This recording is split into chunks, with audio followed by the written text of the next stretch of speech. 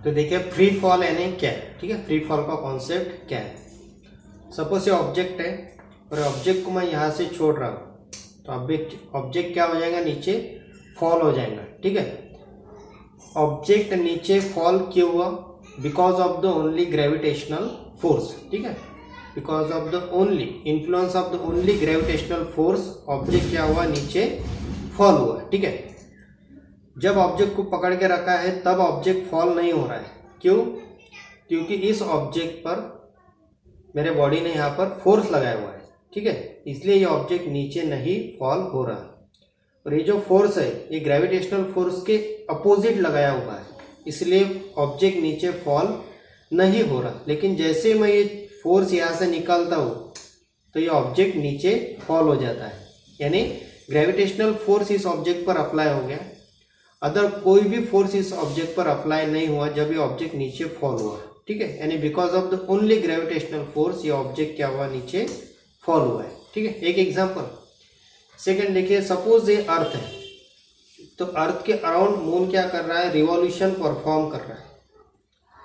अर्थ के around moon क्या करता है, रिवॉल्यूशन परफॉर्म करता है। क्या रीजन है इसका? Because of the gravitational force between them, because of the only gravitational force between them. इन दोनों के बीच में क्या है, सिर्फ ग्रेविटेशनल फोर्स है, इसलिए मून क्या कर रहा है, अर्थ के अराउंड रिवॉल्यूशन परफॉर्म करता है, ठीक है। दोनों भी एग्जाम्पल में आपको क्या दिखा कि ऑब्जेक्ट मूव हो रहा है। ये ऑब्जेक्ट ऊपर से नीचे मूव हुआ और ये ऑब्जेक्ट अर्थ के अराउंड मूव हुआ। दोनों का भी रीजन एक ही था, because of the only gravitational force, यानी यहाँ पर दूसरा और कोई भी फोर्स अप्लाई नहीं हुआ। यानी इसका मतलब अगर कोई object because of the only सिर्फ ग्रेविटेशनल फोर्स की वजह से अगर मूव होता है, अगर ऑब्जेक्ट सिर्फ ग्रेविटेशनल फोर्स की वजह से अगर मूव हो रहा है तो उसे कहेंगे हम फ्री फॉल, ठीक है। वहां पर अदर कोई भी फोर्स अप्लाई नहीं हो रहा है। जब मैंने बॉल को पकड़ के रखा था तब यहाँ पर फोर्स अप्लाई हो रहा था, ठीक है। लेकिन जैसे मैंने फोर्स निकाल दिया, इस बॉल पर एक ही फोर्स अप्लाई हुआ, ग्रेविटेशनल फोर्स। आई कैन में फ्री फॉल से नहीं, क्या इतना इजी कॉन्सेप्ट है फ्री फॉल का, ठीक है।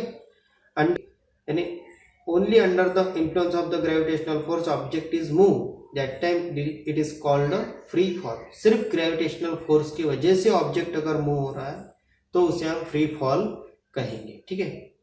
अब देखिए, जब ऑब्जेक्ट यहाँ पर है, ठीक है, इनिशियल पोजीशन पे ऑब्जेक्ट की वेलोसिटी क्या होगी, जीरो।